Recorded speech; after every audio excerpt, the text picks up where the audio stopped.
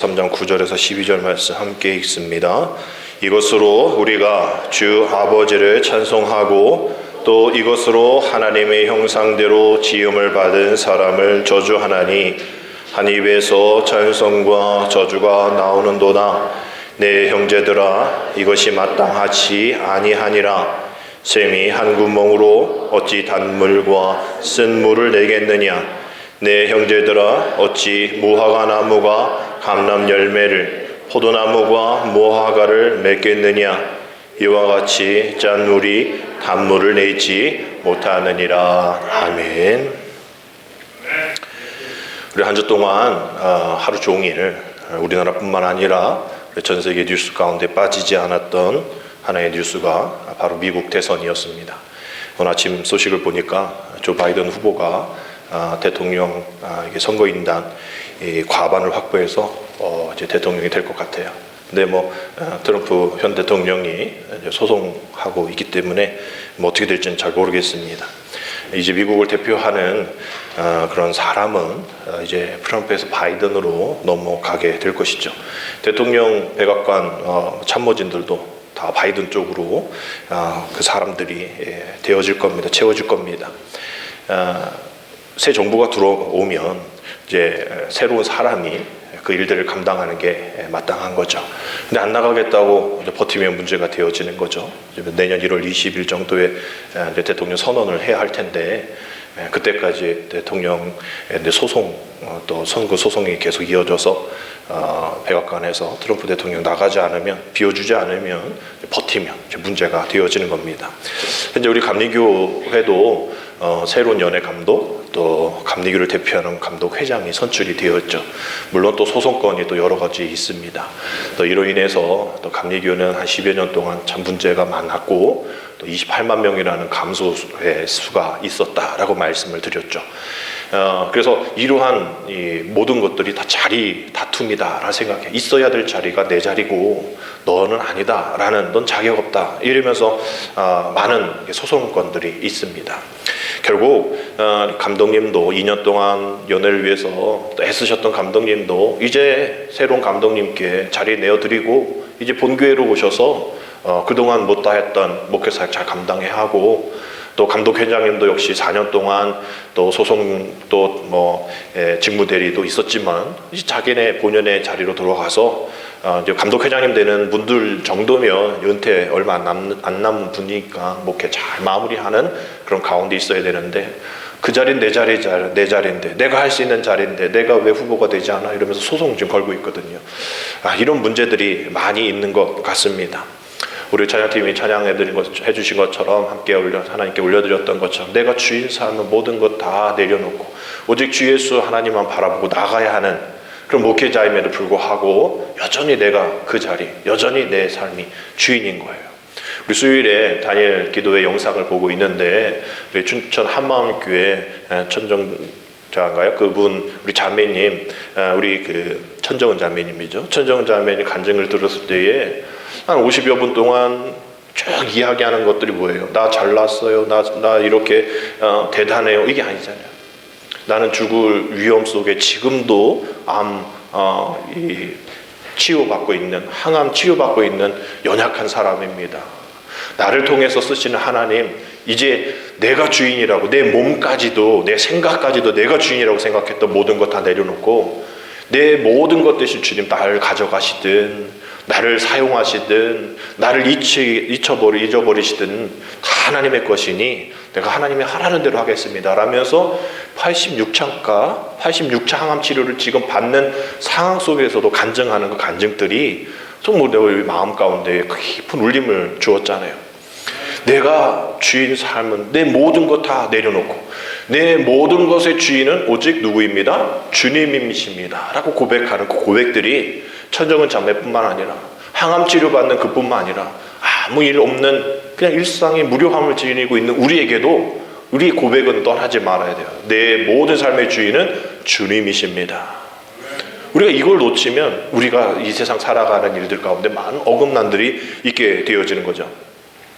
얼마 전에 유튜브에서 문경읍에서 사과 농사 하시는 박종인이라는 분, 뭐 저는 알지 못해요. 근데 그분의 이 사과 스토리, 농장의 성공 사례가 나오는 그런 영상이 있었어요.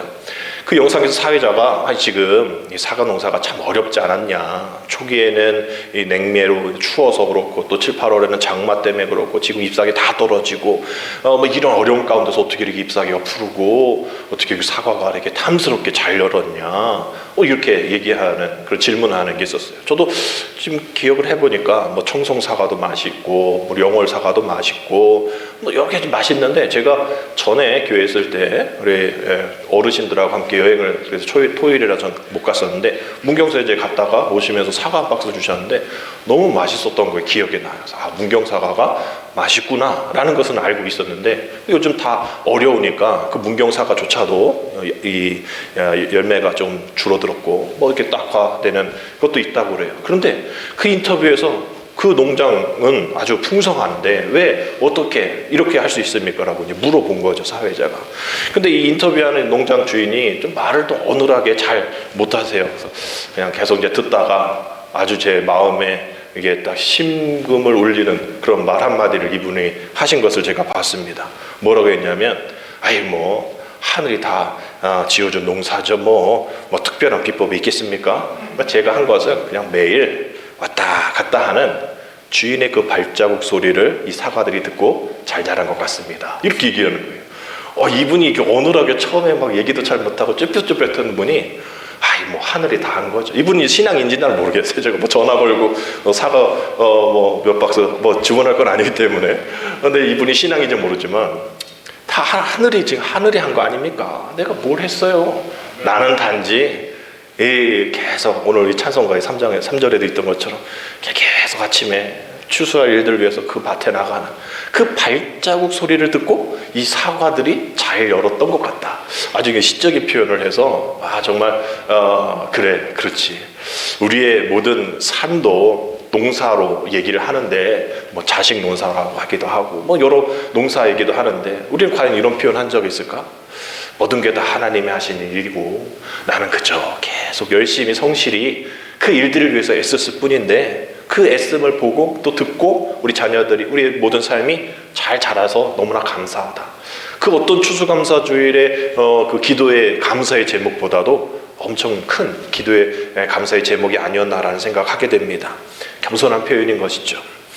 내가 주인이 아니라는 거예요. 이 농장의 주인이긴 하도 법적인 법인 대표이긴 해도 이 모든 것을 주관하시는 그런 하늘이 있다라는 그런 고백처럼 우리는 모든 것 다 하나님 앞에 올려드려야 합니다. 왜요? 우리는 하나님 토기장이시고 우리는 진흙이잖아요. 진흙으로 우리를 만드셨을 때에 진흙인 우리가 무슨 권한이 있겠습니까? 이렇게 만들어주세요.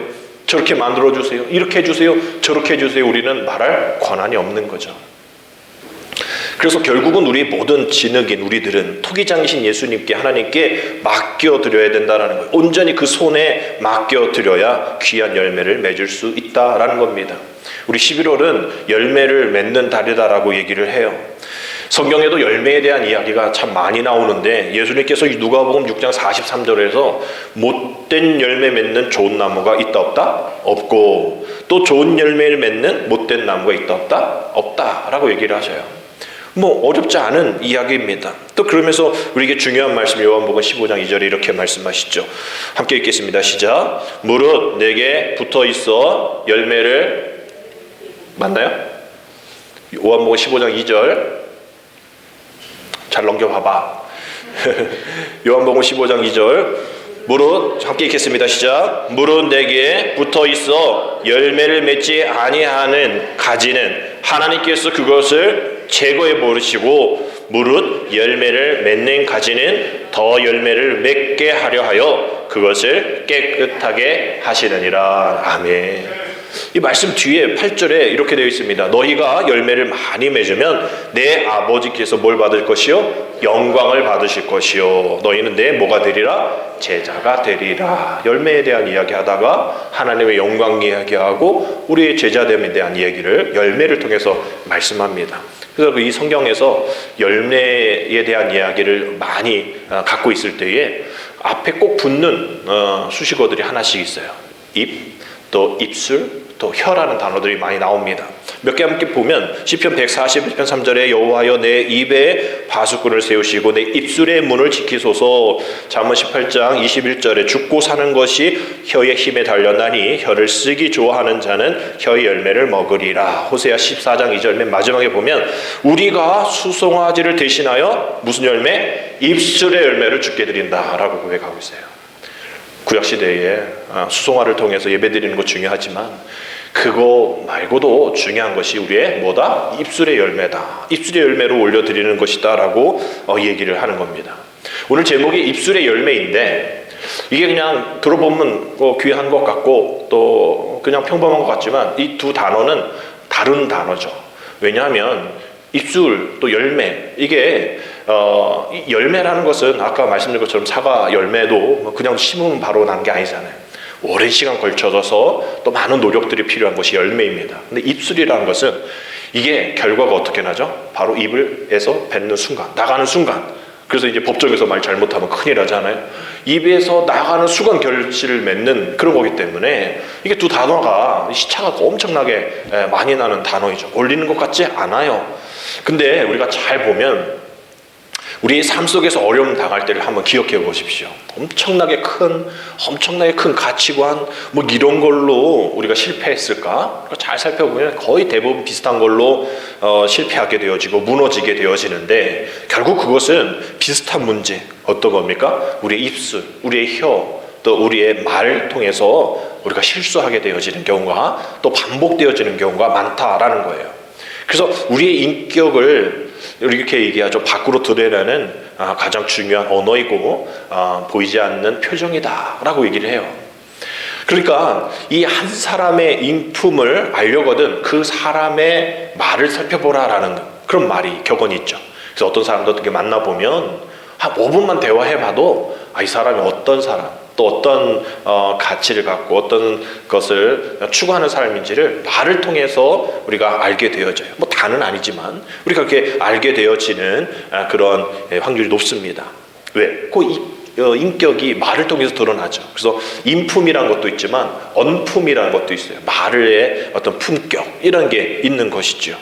그래서 결국은 상처 많고 또 눌릴 거 많고 분함이 가득한 우리들의 지금의 이런 상황 속에서 계속 우리가 표현되어지는 것들이 계속 거칠어질 수밖에 없는 거죠. 그래서 마스크 안 썼다고 폭행하고 또 뭐 뒤집어 엎고 뭐 이런 것들이 많지 않습니까? 표출될 수밖에 없는 것이 열매가 아니라 입술의 이런 부정함이니까. 여러분들은 어떻게 한 주 동안 사셨는지요? 선하고 아름답고 향기나는 그러한 입술의 고백 있었는지, 아니면 듣는 사람에게 정말 덕스러운 소리 또 은혜 끼치는 그런 말을 얼마나 많이 했는지 우리가 잘 한번 살펴봐야 돼요. 요즘 뭐 국회의원들 바쁘죠. 국정감사 했고 또 예산심의 하는데 뭐 그냥 어제 싸웠던 사람 또 싸우더라고요. 계속 막말로 뭐 사태질하면서 뭐 서로 선후배인데 막 야자하기도 하고 막 이러면서 막 막말 논란이 일어납니다. 그러면서 국회의원은 국회의 대표, 국민의 대표 아니냐. 근데 이제 이런 정부 기관, 산하 기관 사람들에게 뭐 갑질을 한다. 뭐 이런 얘기로 이런 막말 논란이 많습니다. 영국의 종교개혁가이죠. 위클리프라는 분이 우리가 잘 아는 이런 말을 했습니다. 혀는 뼈가 없지만 뼈를 부서뜨릴 수 있다라는 그런 이야기를 했죠. 우리가 잘 아는 말이잖아요.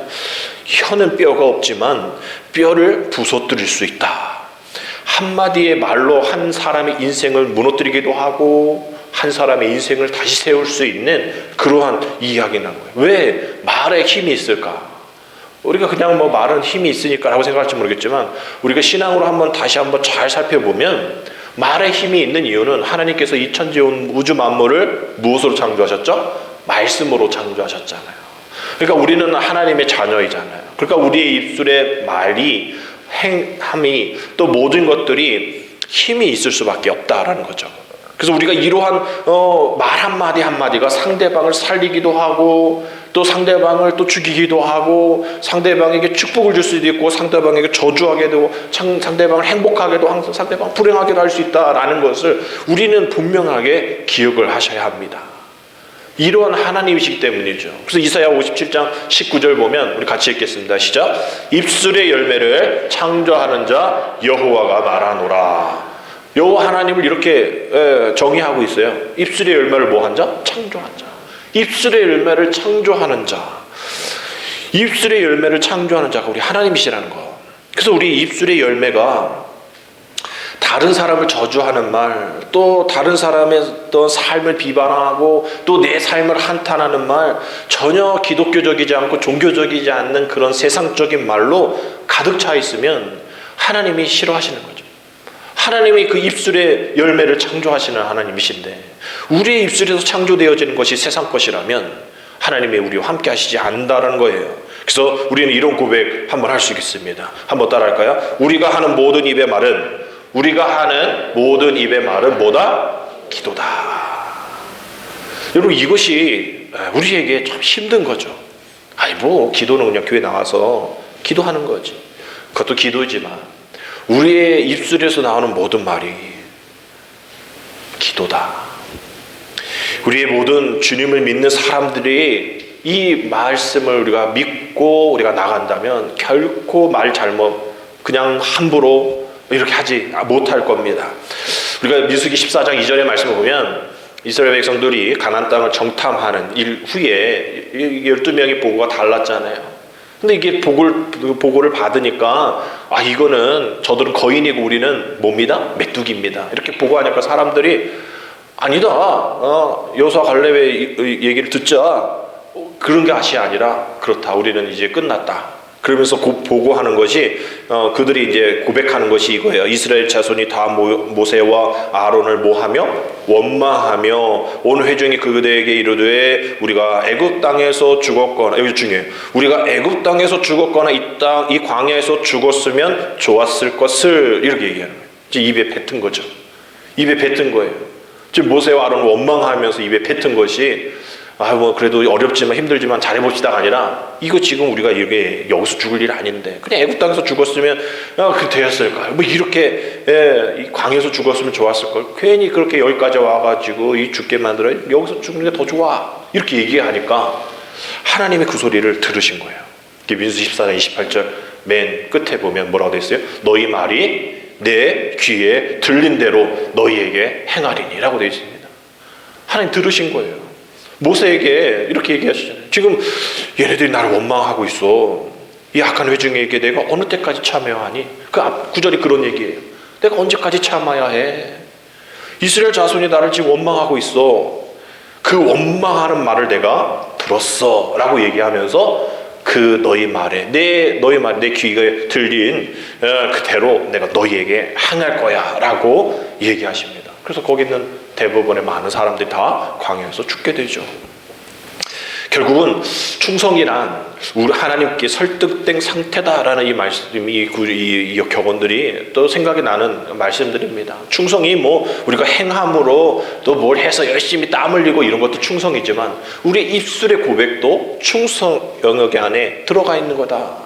하나님께 설득당해서 내가 다른 말하지 않는, 내가 이해되지 않지만, 내가 원망할 수 있지만 하나님 앞에 설득이 되어서 하나님 앞에 나아가고 내 계획을 바꿔버리는 것이 충성이다라는 거예요. 우리가 아침부터 저녁까지 교회 일에서 이것만이 충성이 아니라 내 생각에, 내 입술의 모든 것들이 하나님의 것으로 바뀌는 것이 설득되어지는 것이 그렇군요.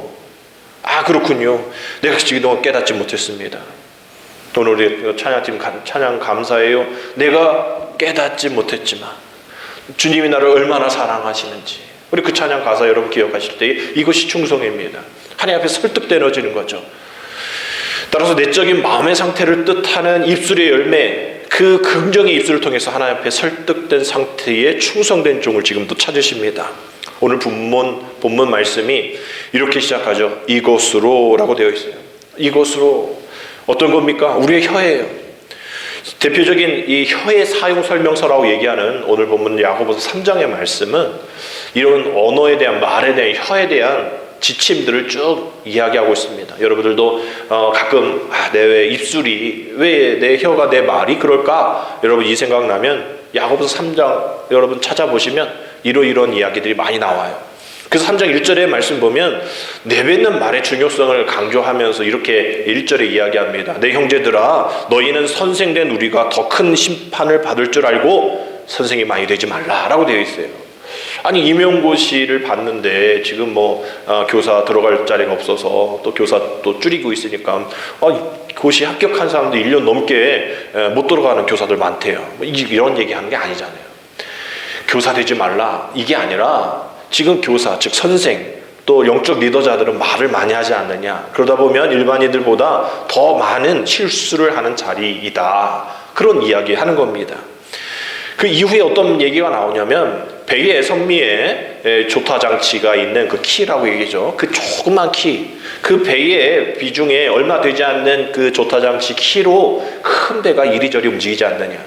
또 자그마한 불씨가 많은 나무를 태우지 않느냐. 이러면서 작은 것에 귀하고 큰 역할을 대한 얘기를 합니다. 그러면서 이제 우리의 혀, 우리가 세치혀라고 그러잖아요. 세치, 한 치가 우리의 그 손마디 하나잖아요. 그럼 세 치면 세 마디, 그래봐야 9cm, 10cm 안 되는 거예요. 우리 혀의 길이니까. 이 10cm도 안 되는 이 혀가 엄청난 영향력을 발휘하지 않냐. 이런 얘기를 쭉 합니다. 그러면서 오늘 본문에 이해되지 않는 이야기들이 있는데 한번 들어볼래?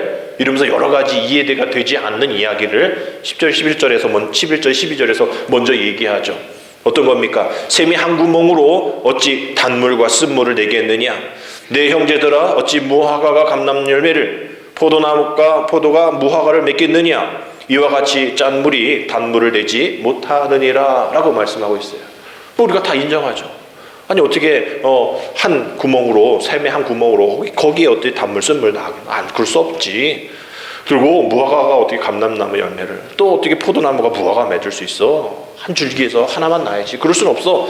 어떻게 짠물과 단물을 한꺼번에 내는 건 없지. 그런 건 이해할 수 없잖아 라고 얘기하면서 근데 있잖아 더 이해할 수 없는 게 하나 있네 라고 9절에서 10절 이렇게 얘기합니다. 우리 같이 읽겠습니다. 시작. 이것으로 우리가 주 아버지를 찬송하고 또 이것으로 하나님의 형상대로 지음을 받은 사람을 저주하나니 한 입에서 찬송과 저주가 나오는도다. 내 형제들아 이것이 뭐하지 아니하니라 마땅하지 아니하니라. 이것이 처음에 9절 이것으로가 뭐였어? 혀로 우리가 하나님을 찬양한 거예요. 근데 우리가 그 혀로 또 하나님의 형상을 지음받은 그 사람을 저주하고 있다는 거예요. 한 입으로. 또 한 입으로 찬송과 저주가 나오는데 이게 하나님 앞에 마땅하냐? 마땅하지 않다. 이런 얘기를 하는 겁니다. 그래서 아까 말씀대로 우리의 모든 말은 기도고 우리의 모든 말은 하나님 앞에서의 삶인데 그런 삶을 축복과 저주 가운데 같이 산다? 그것은 있을 수 없는 일이다 라는 그런 얘기를 하는 겁니다. 우리가 하루에 많은 말을 하죠. 늘 우스갯소리를 하잖아요. 여자들은 하루 종일 만나서 얘기했는데 나가가면서 우리 자세한 이야기는 집에서 전화로 하자. 효진아 늘 맨날 그렇지. 친구들 만나면 우리 자세한 얘기는 여기까지 한 게 뭐야? 그럼 자세한 얘기 아니야. 집에 가서 또 전화 또 한참 하다. 우리 자세한 얘기 만나서 해. 또 막 이러죠. 그래서 이렇게 의학적으로 이제 한번 보니까 여성분들은 이게 구강 구조와 어떤 뇌 구조가 남자하고 달라서 하루에 2만 단어를 얘기를 해야 된대. 2만 단어를. 이 얘기 안 하면 답답한 거야, 여자들은. 근데 남자들은 7천 단어만 해도 힘든 거예요, 말을 하기가. 그래서 여러분들 남편이 집에 오면 왜 이렇게 말도 안 하냐고 이해하셔야 돼. 직장에서 다 7천 단어 써버렸어. 집에서 얘기할 수가 없어. 그냥 내버려 둬 그냥. 여자들은 2만 단어니까 하루 종일 2만 단어 못 쓰면 7천 단어 다 쓴 남편에게 왜 어쩌냐 막 쏟아붓잖아요. 어쩔 수 없어. 근데 어떤 또 다른 조사에 의하면 한 사람이 하루에 말을 하는 이 용량을 한번 체크해 보니까 우리가 책을 보면 이렇게 한 54페이지를 읽는 것 그만큼의 이야기가 하루에 말을 한다는 거예요.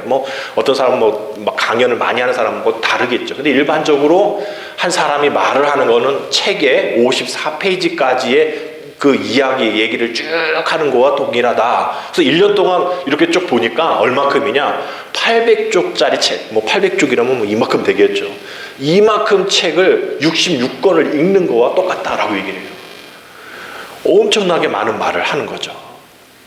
그 중에 남자는 더 적게 얘기하겠지만 수많은 말을 하는 겁니다. 2만 단어의 가지, 또 54페이지 분량의, 또 1년에 800페이지 66권을 얘기하는 수많은 이야기들을 하게 되어지죠. 근데 문제는 뭡니까?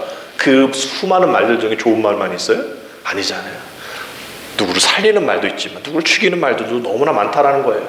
아까 말씀드린 것처럼 입술의 열매, 이게 다른 것은 입술은 그냥 나오면 열매가 돼버리는 거, 결과가 온다라는 거. 그래서 우리는 이렇게 실수할 때 이런 얘기, 나도 모르게 나온 말이야. 여러분, 내가 모르는 말 없어요. 내가 모르는 상황 가운데 나온 말은 없어요. 내 안에 있는 진심이에요, 그게. 내가 이렇게 가둬놓으려고 하는데 불쑥 튀어나온 거죠. 내가 모르게 나온 말이야. 나도 모르게 나온 말이야. 그 안에 늘 생각하고 있었던 얘기, 안 했을 뿐인 거예요.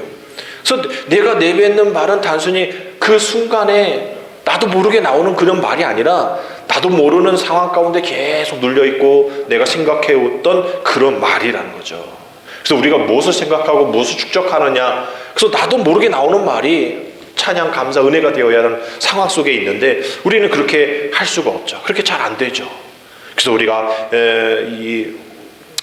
중요한 것은 우리가 이렇게 내뱉는 말 속에도 우리는 모르는 사이에 분명히 어두운 영의 이야기가 있을 수 있다라는 것을 우리는 기억해야 됩니다. 그래서 우리가 생각 없이 함부로 얘기해서는 안 된다라는 거죠. 그 안에 원망과 그 안에 불평과 그 안에 믿음에 근거하지 않은 말과 그 안에 본질적으로 말씀과 맞지 않는 말들을 악한 영이 좋아하고 또 그것을 이야기할 수 있기 때문인 거죠. 그래서 우리는 늘 하늘의 가치관에 맞는 말만 해야 한다라는 겁니다. 그래서 여러분들이 혹은 남편에게 혹은 아내에게 무심코 또 자녀에게 또 이러한 영적인 얘기가 아닌 다른 비아냥거림과 또 너무 오버된 수다와 또 하첨과 판단과 주변 사람들과 함께 정죄함, 또 험담, 이런 거짓말 이렇게 살아가고 있는지를, 말하고 있는지를 한번 점검해 봐야 한다는 거죠. 조연사 목사님이라는 분 계십니다. 광염교회에 어떤 어려운 일이 있을 때에 선한 사마리아인 이런 조직을 하셔서 어떤 어려움이 있으면 전 세계 막 찾아가고 감자탕 교회라고 그 책도 있죠. 광염교회 조연사 목사님이 늘 이런 얘기 하셨어요. 화를 내지 않는 가장 좋은 방법은 하나 있는데 그거 뭐냐? 생각의 파트너를 누구로? 예수님으로 바꾸는 것이다. 그리고 전에 게으름에 대한 설교했을 때 어떤 말씀 드렸잖아요. 아담과 하와의 생각 속에 먹으면 죽는다라는 그 말씀이 그 생각 속에 없어서 죄가 되었다 라고 말씀을 드렸잖아요. 그 생각에 말씀이 늘 있어야 하는 듯이 조현선 목사님이 얘기한 것처럼 우리의 말에는 늘 예수님이 함께 있어야 된다는 거예요. 그래서 어떤 사람 앞에 있을 때에 그 사람 안에 있는 예수님, 어떤 환경과 어떤 어려움 속에 예수님이 기도하고 계시는 그 예수님을 바라보면서 우리가 말을 하면 그 사람을 저주하는 일에서 그 환경을 탓하는 일에서 우리가 자유로울 수 있다라는 그런 이야기입니다. 찬송가 289장 우리가 잘 아는 찬송이 주 예수 내 맘에 들어와 계신 후 변하여 새 사람 되고, 우리 이 찬양 후렴에 그렇게 되어 있죠. 주 예수 내 맘에 오심 없네요. 주 예수 내 맘에 오심 물밀듯 내 맘에 기쁨이 넘침은 주 예수 내 맘에 오심. 내가 날마다 기쁘고 즐겁고 내 입술의 언어가 축복 가운데 나갈 수 있는 것은 내 안의 주인이 주님이시고 그 주님을 내가 주인으로 받아들였기 때문에 가능한 일이다라는 그런 찬양의 고백인 것이죠. 여러분, 이렇게 변화될 수 있는 것은 앞서 말씀드린 내 안에 내 주인이 내가 아니라, 내 입술의 주인이 내가 아니라 이 입술에 뱉는 모든 것이 기도가 되어진다는 것을 깨닫게 되어서 주님, 내 마음의 주인으로 주님을 날마다 모시기를 원합니다.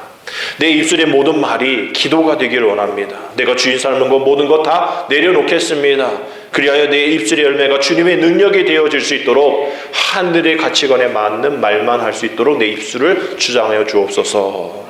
우리가 이렇게 기도해야 됩니다. 여러분, 지금 우리가 이 삶의 현장에서 믿음의 사람으로 입술의 열매가 드러내야 될 때예요. 지금 더욱더 많이 드러내야 될 때입니다. 예수님의 늘 입술의 고백 가운데에 어떤 고백이 있었어요? 늘 불평하셨나요? 아니잖아요. 늘 살리셨잖아요. 죽은 자를 살리고 또 바람과 파도 잔잔케 명령하시고 세상 사람들이 뭔가 부족해라고 했을 때 물을 포도주로 바꿔버리시고 또 말씀 한마디로 소경의 눈이 밝아지는, 안진뱅이가 일어나는, 말씀으로 모든 것이 다 해결해 주셨던 것처럼 우리의 언어는 예수님의 언어, 축복의 언어, 살리는 언어, 긍정의 언어가 되어야 될 줄 믿습니다. 여러분, 우리가 그렇게 살아가기 힘들잖아요. 근데 우리는 그런 고백하면서 살아야죠.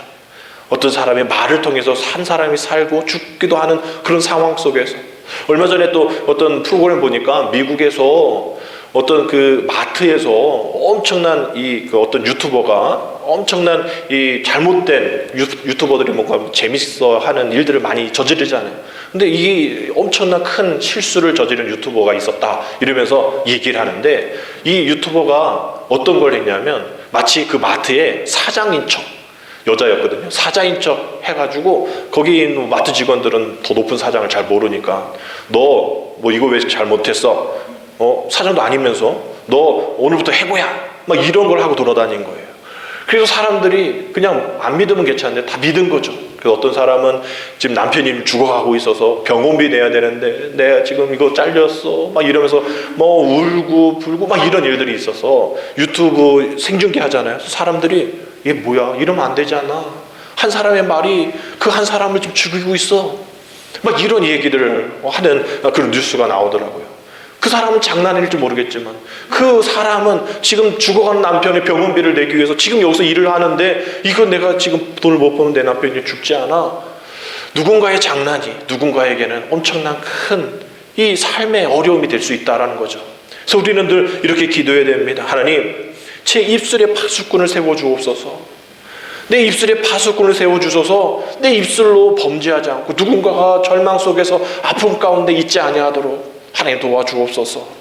늘 내 선한 말과 늘 덕이 있는 말, 그러므로 인해서 긍정의 말과 소망의 말을 통해서 입술의 열매를 아름답게 맺을 수 있는 우리가 되게 하여 주옵소서.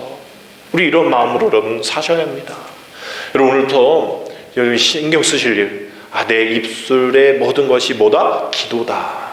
내 입술의 모든 열매는 드러난다, 바로 드러난다.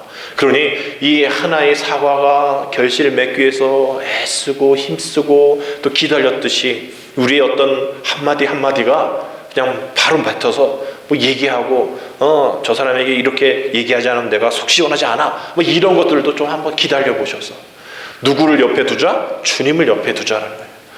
주님을 옆에 두고 주님이시라면 WWJD What would Jesus do? 예수님이라면 어떻게 하셨을까? 예수님이라면 이 상황 때 어떤 말을 하셨을까? 우리 이거 하나면 거의 다 해결이 되어져요. 막 짜증내고 막 욕하고 싶은 것도 주님이시라면 어떡하죠? 주님이시라면 욕했을까? 주님이라면 저 사람 저주했을까? 아니잖아요. 주님은 너무나 사랑하시잖아요. 우리가 미워하는 그 사람도 사랑하시잖아요. 왜? 그 사람 안에 하나님의 형상이 있고 그 사람 안에 하나님의 비전이 있고, 늘 우리는 이야기하지 않습니까? 우리가 어떤 사람을 보지 말자, 그 사람 안에 있는 하나님의 비전을 보자라고 얘기하죠. 비록 그 사람이 내 마음에 들지 않을 경우가 있어요. 그러나 그 사람 안에 있는 그 하나님의 비전, 하나님의 꿈, 하나님의 계획이 있다면 우리 그 사람을 인정하고 그 사람을 잘 받아들일 필요가 있다라는 거죠. 우리가 이것이 우리 중보의 기도가 되어야 합니다. 여러분, 이거가 어려워요, 힘들어요. 그러면 여러분들도 역시 마찬가지겠죠. 누군가에게 어떤 이상한 소리 들었어요. 여러분 실망할 필요가 있나요? 실망할 필요 없죠. 왜? 그 사람은 내 그냥 겉모습 보고 얘기하는 거니까. 그러나 내 안에 있는 내 모든 진심을 누가 알고 계세요? 우리 주님이 알고 계시면 되는 거죠. 뭐 그 사람 찾아가서 너 왜 그런 말 했냐? 멱살 잡고 흔들어 봐야 오해가 풀리는 게 아니라 더 쌓이는 거죠. 더 어려워지는 거예요. 우리 가까이 있는 남편, 가까이 있는 아내, 가까이 있는 자녀부터 우리가 일들을 실천해 보면 하나님이 우리에게 이러한 입술의 열매를 원하시는구나. 입술의 열매를 창조하신 분이 하나님이시니 그 입술의 열매를 올바르게, 우리 아까 그 과수원 그 농장 사장님처럼 할 때가 한 게 뭐 있나요? 하늘이 했죠. 우리가 이런 고백한 것처럼 하나님, 내 입술의 열매를 주님 책임져 주옵소서. 내 입술의 열매를 주님 책임져 주옵소서. 그리하여 내가 성전에 오고 가는 그 발걸음을 듣고 내 입술의 모든 말과 내 마음의 묵상이 주님 앞에 올려드리는 것을 우리 자녀들이 보고 우리 이웃이 보고 우리 하나님을 더 만날 수 있는, 하나님을 찾을 수 있는 그런 긍정의 언어, 소망의 언어, 축복의 언어, 살리는 언어가 되어줄 수 있는 입술의 열매를 허락하여 주옵소서. 여러분, 한 주도 이렇게 여러분의 입술을, 열매를 주님 앞에 올려드리기에 신경 쓰시고 애쓰는 그런 한 주가 되어지기를 주님의 이름으로 축복합니다. 기도드립니다. 하나님, 우리의 입술을 성령으로 다스려 주시고 혀를 잘게 들을 수 있는 은혜를 베풀어 주옵소서. 말에 성령의 지혜를 주시고 오직 덕을 세우고 은혜로운 말할 수 있도록 도와주시옵소서. 말을 통해 가족 간에, 성도들 간에, 직장 동료들 간에 상처를 준 일이 있다면 용서하게 하시고, 또 이제부터 서로를 위해 더욱더 격려하며 사랑하는 입술의 열매를 통해서 사랑하며 살아가는 우리 모두가 되게 주여 도와주옵소서. 예수님의 이름으로 감사하며 기도드립니다. 아멘.